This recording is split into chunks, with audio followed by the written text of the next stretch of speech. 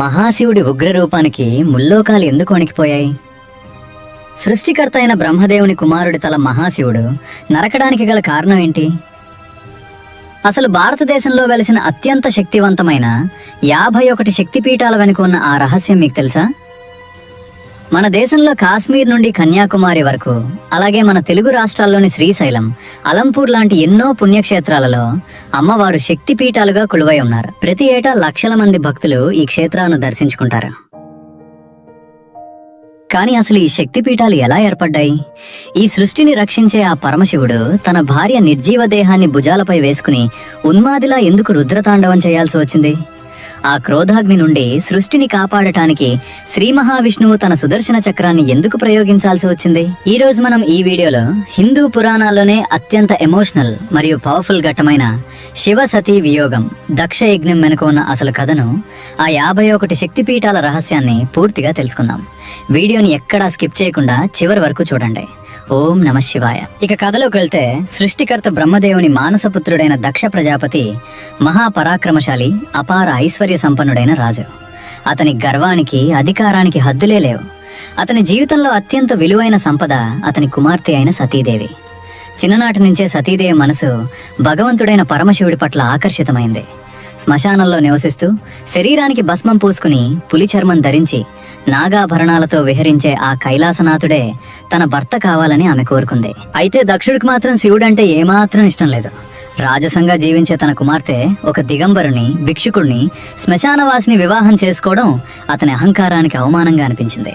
అయినప్పటికీ సతీదేవి తన అచంచల భక్తి, ఘోర తపస్సు ద్వారా పరమశివుడిని వరంగా పొందింది. దేవతల సమక్షంలో వారి వివాహం అత్యంత వైభవంగా జరిగింది.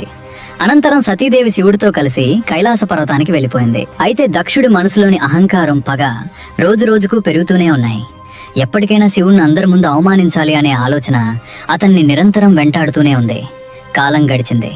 ఒకరోజు దక్షుడు ప్రపంచంలోనే అత్యంత వైభవంగా ఒక మహాయజ్ఞాన్ని నిర్వహించాలని నిర్ణయించాడు. ముల్లోకాలలోని దేవతలు, ఋషులు, యక్షులు, గంధర్వులు, సిద్ధులు, మహామునులు, రాజులు ఇలా అందరికీ ఆహ్వానాలు పంపించాడు.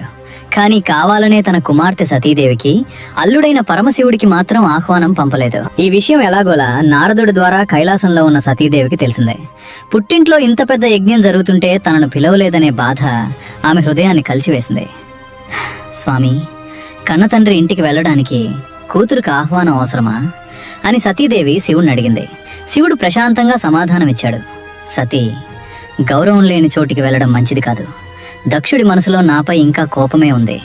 శివుడు ఎంత చెప్పినా వినకుండా సతీదేవి తన తండ్రి ప్రేమపై నమ్మకంతో నంది వాహనంపై ఒంటరిగానే దక్షుడి యజ్ఞశాలకు బయలుదేరింది. యజ్ఞశాలకు చేరుకున్న సతీదేవి ఆనందంగా తన తండ్రి వైపు నడిచింది. కానీ దక్షుడు ఆమెను చూసినా చూడనట్టు వ్యవహరించాడు. పలకరించలేదు, ఆశీర్వదించలేదు, కూర్చోమని కూడా చెప్పలేదు.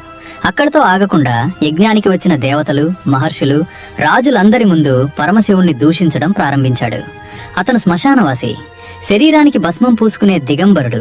అలాంటి వాణ్ణి భర్తగా ఎంచుకోవడం మా వంశానికే అవమానం. ఆ మాటలు విన్న సతీదేవి హృదయం ముక్కలైంది. తన భర్తను అవమానిస్తున్న మాటలను ఇక భరించలేకపోయింది. నా భర్తను అవమానించిన నీవు ఇచ్చిన ఈ శరీరం నాకు అవసరం లేదు.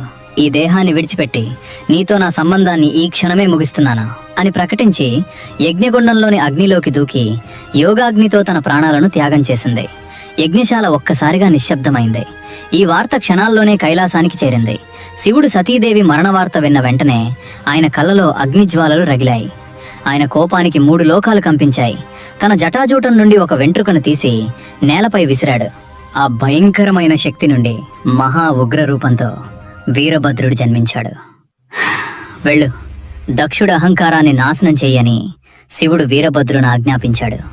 శివుడి ఆజ్ఞ అందుకున్న వీరభద్రుడు ప్రమదగణాలతో కలిసి యజ్ఞశాలపై విరుచుకుపడ్డాడు. దేవతలు కూడా అతని ఉగ్రరూపాన్ని చూసి వెనక్కు తగ్గిపోయారు. యజ్ఞవేదికలు ధ్వంసమయ్యాయి. చివరకు వీరభద్రుడు దక్షుడి తలను నరికివేసి యజ్ఞాన్ని సర్వనాశనం చేశాడు. కోపం తగ్గిన తర్వాత శివుడు యజ్ఞశాలకు చేరుకున్నాడు. కాలిపోయిన సతీదేవి నిర్జీవ దేహాన్ని చూసి ఆయన హృదయం తల్లడిల్లిపోయింది. ఆమె శరీరాన్ని తన భుజాలపై ఎత్తుకుని ఒక సాధారణ భర్తలా విలపించాడు. ఆ తరువాత ముల్లోకాలన్నీ తిరుగుతూ రౌద్రతాండవం చేయడం ప్రారంభించాడు. శివుడి ప్రతి అడుగుకు పర్వతాలు కంపించాయి, నదులు ఉప్పొంగాయి, సముద్రాలు భీకరంగా అల్లకల్లోలమయ్యాయి. ఆకాశంలో నక్షత్రాలు కదిలిపోయాయి. దేవతలందరూ భయంతో వణికిపోయారు. పరిస్థితి ఇలాగే కొనసాగితే సృష్టి మొత్తం నాశనమవుతుంది అని భావించిన దేవతలు శ్రీ మహావిష్ణువును ఆశ్రయించారు. జగద్రక్షకుడైన శ్రీ మహావిష్ణువు పరిస్థితిని సమగ్రంగా అర్థం చేసుకున్నాడు. శివుడిని బలవంతంగా ఆపడం అసాధ్యమని, ఆయనను సతీదేవి దేహం నుండి మాత్రమే వేరు చేయగలమని గ్రహించాడు. అప్పుడు తన దివ్యాయుధమైన సుదర్శన చక్రాన్ని ప్రయోగించాడు. ఆ చక్రం సతీదేవి నిర్జీవ శరీరాన్ని అత్యంత భక్తితో అత్యంత జాగ్రత్తగా 51 భాగాలుగా విభజించింది. ఆ దేహ భాగాలు భారత ఉపఖండంలోని అనేక పవిత్ర ప్రదేశాల్లో పడ్డాయి. అవి కాలక్రమేణా 51 శక్తిపీఠాలుగా ప్రసిద్ధి చెందాయి. సతీదేవి శరీరం నుండి నాలుక పడిన చోటు జ్వాలాముఖి శక్తిపీఠం, కళ్ళు పడిన చోటు నైనాదేవి, వెన్నెముక పడిన చోటు శ్రీశైలం భ్రమరాంబిక, దంతాలు పడిన చోటు అలంపూర్ జోగులాంబ. ఇలా మిగిలిన అన్ని ప్రదేశాలు కూడా మహాశక్తి నిలయాలుగా మారాయి.